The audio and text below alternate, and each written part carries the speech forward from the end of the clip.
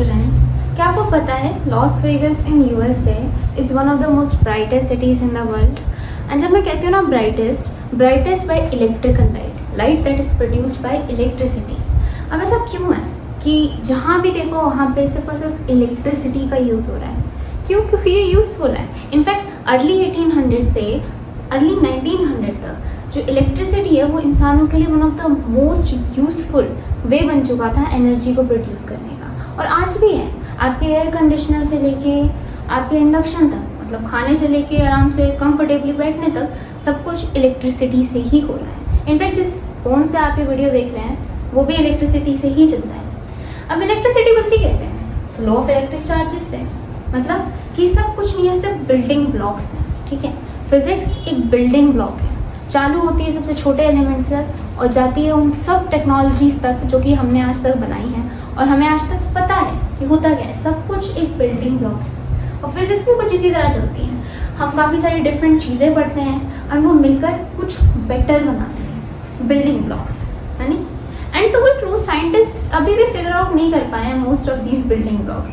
And that's why physics most interesting, क्योंकि हम इन्हीं सब चीज़ों के बारे में पढ़ने वाले हैं और स्टिल पढ़ रहे हैं. चलो फिर आज हम चालू करते हैं इलेक्ट्रिक चार्जेस एंड फील्ड. ये आपका फर्स्ट चैप्टर है क्लास 12th में. एंड एक्चुअली क्लास 12th में ना फिजिक्स 4 पार्ट में बटी हुई है. पहला है अपना 1st से 8 तक, जिसे अपन कहते हैं इलेक्ट्रोमैग्नेटिज्म. यहाँ पे हम इलेक्ट्रिसिटी, मैग्नेटिज्म वगैरह के बारे में पढ़ते हैं. ये पूरे चैप्टर आपस में जुड़े हुए हैं. तो मेरी एडवाइस लो, 1st से 8 तक लगातार ही पढ़ना ताकि कोई कन्फ्यूजन ना आए. ठीक है. इसके बाद अपनी आ जाती है ऑप्टिक्स, मतलब स्टडी ऑफ लाइट, है ना. ऑप्टिक्स के भी अपने 2 चैप्टर हैं, ray optics and wave optics. Then अपनी मॉडर्न फिजिक्स, वहाँ पे 3 चैप्टर हैं. And semiconductor. यहाँ पे फिजिक्स का सिलेबस खत्म हो जाता है. और इसी तरह से हम पढ़ेंगे, हम एक यूनिट उठाएंगे, उसे पूरी तरह से पढ़ेंगे ताकि कोई कन्फ्यूजन क्रिएट ना हो. ठीक है. Let's start the first chapter, charges. तो चार्जेस क्या है? The intrinsic property of matter by which it experiences force when placed in electromagnetic field. What do I mean by that? Intrinsic property. Intrinsic मतलब fundamental, कोई चीज़ जो by universe, by nature exist करती है इस universe में, है ना. इसका मतलब क्या है कि एक ऐसी प्रॉपर्टी है यूनिवर्स की कि अगर किसी भी पार्टिकल, कोई भी ऐसा पार्टिकल जिसकी प्रॉपर्टी है ना, उसको अगर अपन इलेक्ट्रोमैग्नेटिक फील्ड, मतलब एक फील्ड जो कि इलेक्ट्रिक और मैग्नेटिक वेव से बनी हुई, इनको हम और बेटर 8th चैप्टर में पढ़ेंगे, EM वेव्स में. ठीक है. रख दिया जाए तो वो क्या करेगा? फोर्स एक्सपीरियंस करेगा. तो वो क्या है? एक चार्ज है. अब besides all the particles that we have discovered, हमारे सबसे कॉमन 3 पार्टिकल्स हैं, है ना. जो सबको पता है, सब एटॉमिक पार्टिकल्स कौन कौन से? 3 सब एटॉमिक पार्टिकल्स कौन कौन से? वही इलेक्ट्रॉन, मैम प्रोटॉन भी एंड न्यूट्रॉन. बस बात इतनी है कि सारे चार्जेस नहीं है. एक्चुअली सारे पार्टिकल्स चार्जेस नहीं है, सिर्फ वही हैं जो कि एक इलेक्ट्रिक फील्ड में, इलेक्ट्रोमैग्नेटिक फील्ड में रख दिए जाएं और फोर्स एक्सपीरियंस करें. अब तुम यही सोचोगे मैम लेकिन ये तो पार्टिकल है, पार्टिकल ही तो उतना चार्जेस नहीं है ना. अगर इलेक्ट्रॉन को हम किसी भी EM फील्ड में रख देना तो ये फोर्स एक्सपीरियंस करेगा. Same with proton. बट जो न्यूट्रॉन है ना, वो न्यूट्रल है, उस पर कोई चार्ज नहीं होता, तो ये किसी भी तरह की इलेक्ट्रिक फोर्स एक्सपीरियंस नहीं करता, है ना, क्योंकि एक न्यूट्रल है. प्रोटॉन पे अपना प्लस का चार्ज होता है, इलेक्ट्रॉन पे नेगेटिव चार्ज होता है. पर न्यूट्रॉन एक न्यूट्रल पार्टिकल है, इस वजह से ये सिर्फ एक पार्टिकल है, चार्ज नहीं. तो चार्ज क्या है? वो पार्टिकल जो कि किसी भी इलेक्ट्रोमैग्नेटिक फील्ड में फोर्स एक्सपीरियंस करे. ठीक है. अच्छा, इनका चार्ज होता कितना है ये चीज़ याद कर लेना. 1.6 × 10⁻⁻19 कूलम्स. कूलम्स यूनिट होती है चार्ज, है ना. और सेम प्रोटॉन पे बढ़िया नेगेटिव होता है, प्रोटॉन पे प्लस होता है ना, × 10⁻⁻19 है ना. इन दोनों पे चार्ज होता है.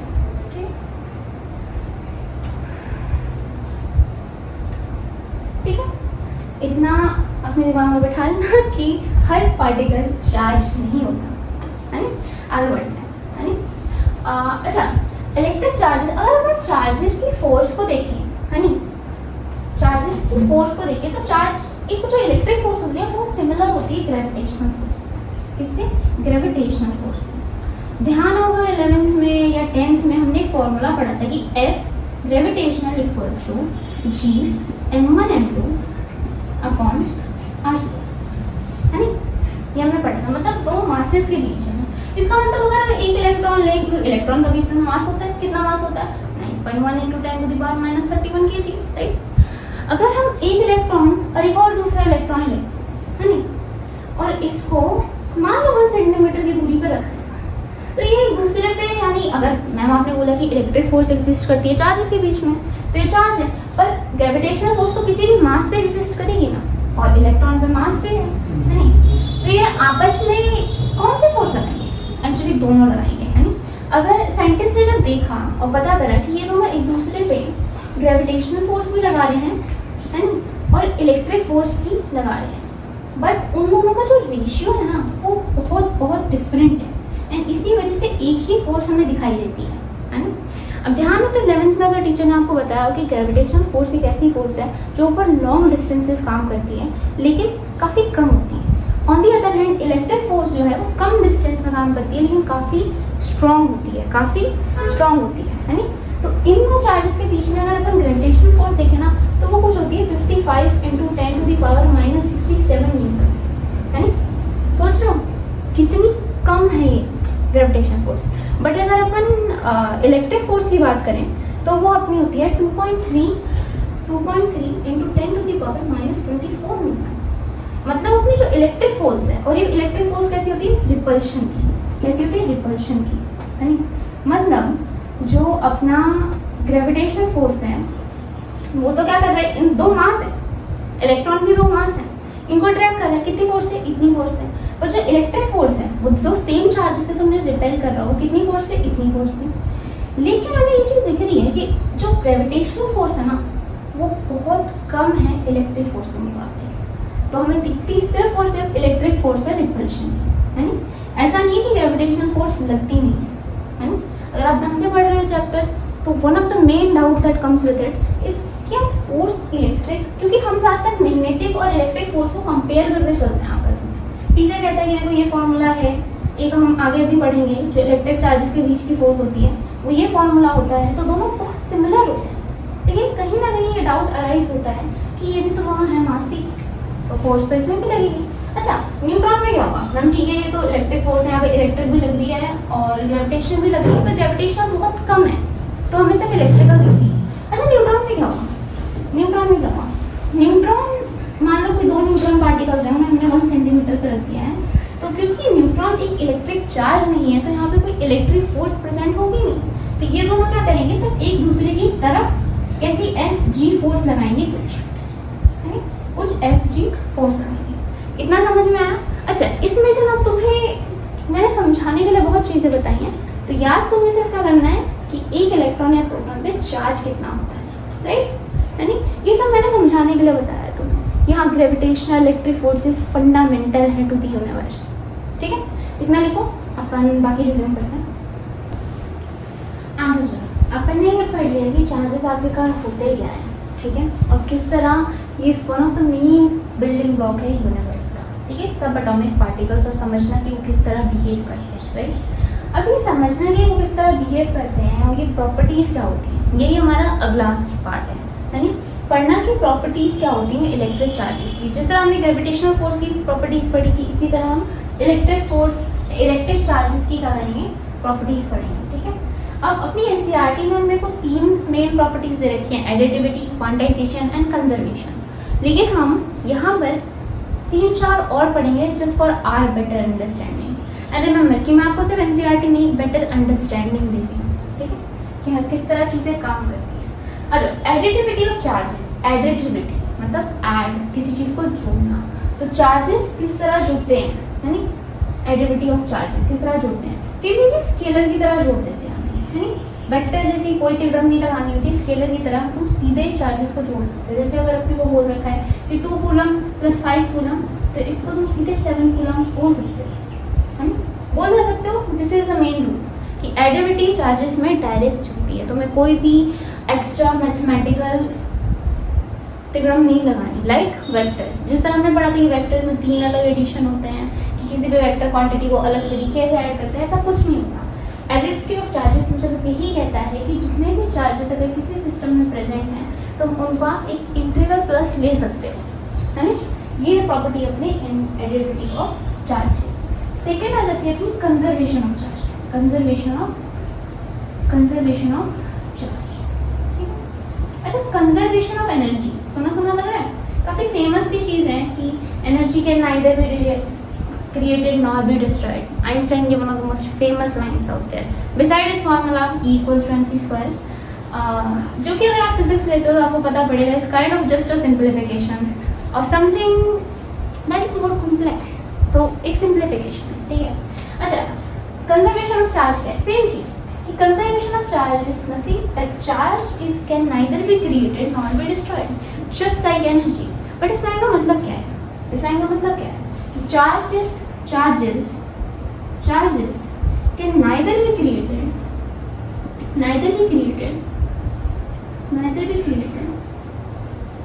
nor be destroyed,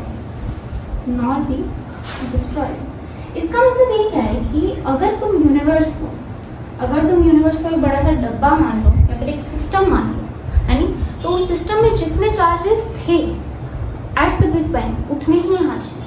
हाँ, आपस में जोड़ मोड़ के तो एनर्जी में बदल गए, कुछ तोड़ मोड़ लिए एक दूसरे को, पर जितने थे उतने ही हैं आज। ना हमने बनाए कोई नए, ना हमने डिस्ट्रॉय करे, पूरी तरह खत्म ही करे यूनिवर्स से। वही बात है कि एनर्जी को तुम खत्म नहीं कर सकते, इस तरह तुम चार्जेस को पूरी तरह ना बना सकते हो ना खत्म कर सकते हो। वही बात है ना, हवा में से तो कैसे ही बनाएंगे, मतलब हवा में तो होते हैं charges, but you get the point, right. अच्छा, तीसरी अपनी आती है क्वांटाइजेशन ऑफ चार्ज। अब यही एक ऐसी प्रॉपर्टी है जहाँ से मोस्ट क्वेश्चंस बनते हैं न्यूमेरिकल। क्वांटाइजेशन ऑफ चार्ज, है ना, quantization.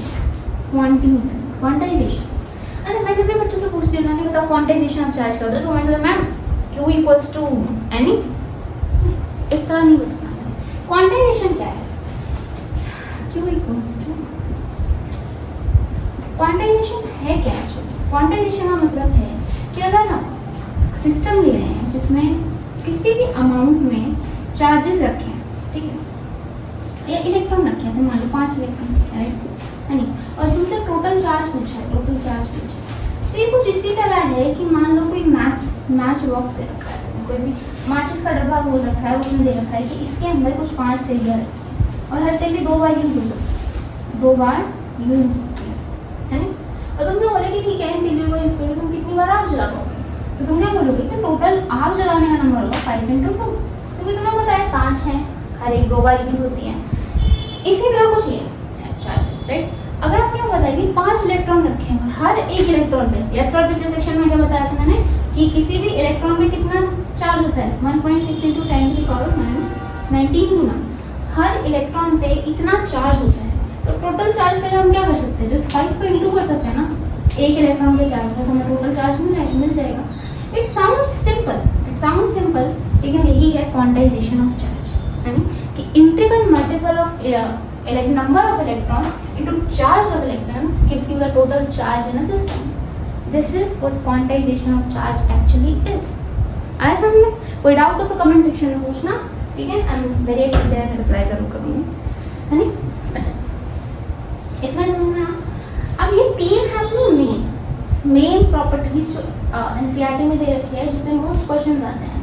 But to for our better understanding हम 2 से 3 और प्रॉपर्टीज करेंगे, जैसे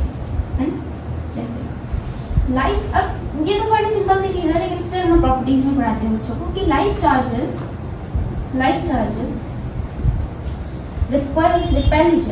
repel each other, and unlike charges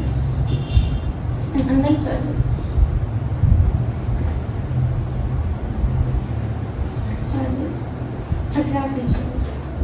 इसका मतलब क्या है कि अगर हमने कोई भी लाइक चार्ज रखती है, जैसे पॉजिटिव एक दूसरे के पास किसी r डिस्टेंस की दूरी पर रख दिए हैं, तो क्योंकि ये लाइक है, सेम चार्जेस है, तो ये क्या करेंगे, अपोजिट में एक दूसरे पे फोर्स लगाएंगे। मतलब अगर हमने ये कुछ Q1 चार्ज मान लिया, ये कुछ Q2 मान लिया, तो ये चार्ज 2 पे कुछ 1 पे फोर्स लगा रहा होगा, और जो 2 है ना, 2 की वजह से 1 पे कुछ फोर्स लग रही होगी, है ना, 2 की वजह से 1 पे कुछ फोर्स लग रही होगी, दूसरे को अपोजिट डायरेक्शन में क्या करेंगे, रिपेल करेंगे, है ना।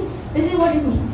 अब अनलाइक चार्जेस अट्रैक्ट मतलब अगर अलग अलग चार्जेस है, जैसे प्लस माइनस, जैसे नहीं यही अलग है, ये एग्जिस्ट करते हैं अनलाइक बस, और कुछ Q1, इसको मान लो Q2, तो ये एक दूसरे की तरफ फोर्स लगा रहे होंगे, एक दूसरे की तरफ फोर्स लगा रहे होंगे. This is what we mean by कि unlike charges repel each other and unlike charges attract each other. ठीक है. अलग इतनी समझ में आई. पांचवी प्रॉपर्टी देखो, इनवेरिएंस ऑफ चार्ज. है इनवेरिएंस ऑफ चार्ज या चार्ज इज इनवेरिएंट. इनवेरिएंस ऐसे चार्ज इज इनवेरिएंट. अच्छा, इनवेरिएंस का मतलब क्या होता है? वो चीज़ जो चेंज ना हो. तो मैम आप कह रहे हो कि चार्ज चेंज नहीं होते, इसका क्या मतलब है? इसका मतलब ये है कि विथ स्पीड चार्जेस अपनी किसी भी मैग्नीट्यूड में चेंज नहीं करते. अच्छा, इसको बेटर एक्सप्लेन करते हैं अपने अगले उसमें. अभी इतने का स्क्रीनशॉट लेना चाहो तो लो, बेटर समझो. ठीक है ना? चलो ठीक है, हो गया. अच्छा, नोट्स ना अपने साथ साथ बना के चलना, चाहे रफ से बना के चलो. अगर तुम्हारे पास कोई जगह होगी ना जहाँ पे सब कुछ लिखा है तो एग्जाम टाइम पे इट हेल्प्स. ठीक है. अच्छा, हम क्या पढ़ रहे थे? अपनी चौथी या पांचवी कुछ भी देख लेना हूँ. प्रॉपर्टी की invariance of charge. Invariance of charge. Invariance का मैंने मतलब बताया था क्या कि वो ऐसी चीज़ जो चेंज ना होती है. इसका मतलब चार्ज चेंज ना होता. बट मैम आपने कभी बताया कि एक कूलम में तो एक कूलम ही रहेगा. Conservation of charge, right. इसका मतलब थोड़ा सा अलग है. देखो, आइंस्टाइन की जनरल रिलेटिविटी में उन्होंने ये बताया था कि अगर कोई m पार्टिकल है m मास का और इसको अपन एक्सेलरेट कर रहे हैं कहाँ तक, तो स्पीड ऑफ लाइट जो कि अपनी 3 × 10⁸ मीटर पर सेकेंड, तो क्या होगा, इसका जो मास है ना, इसका जो मास है वो इन्फिनिटी की तरफ जाने लगेगा. कैसे उन्होंने एक फॉर्मूला दिया था यहाँ पे कि m इक्वल्स टू जो भी मास बनेगा वो क्या होगा, m0, मतलब ओरिजिनल मास अपॉन रूट में 1 माइनस v² अपॉन c². ठीक है. हम देख रहे हैं जैसे c² की तरफ जा रहा है तो ये पूरी वैल्यू इन्फिनिटी की तरफ जाने लग जाएगी, मतलब मास चेंज होने लग जाएगा. ऐसा कुछ भी चार्ज के साथ नहीं होता. अगर हमने कोई एक पार्टिकल लिया है, हमने 1 कूलम चार्ज लिया है तो 1 कूलम ही रहेगा. डजेंट मैटर उसे हम कितनी स्पीड तक एक्सेलरेट कर रहे हैं. ठीक है. लीजिए समझ में. ठीक है. यहाँ पे हम अपन अपनी प्रॉपर्टीज ऑफ चार्ज डन करते हैं. ठीक है. इसके अलावा जनरली एक दो चीज़ें और रहती हैं, है नहीं, वो हम साथ साथ पढ़ते चलेंगे. राइट. इतना जो भी समझ में आया हो, जो भी ना आया हो, कमेंट सेक्शन में ज़रूर बताना. ठीक है. एंड मिलते हैं अगले लेक्चर में.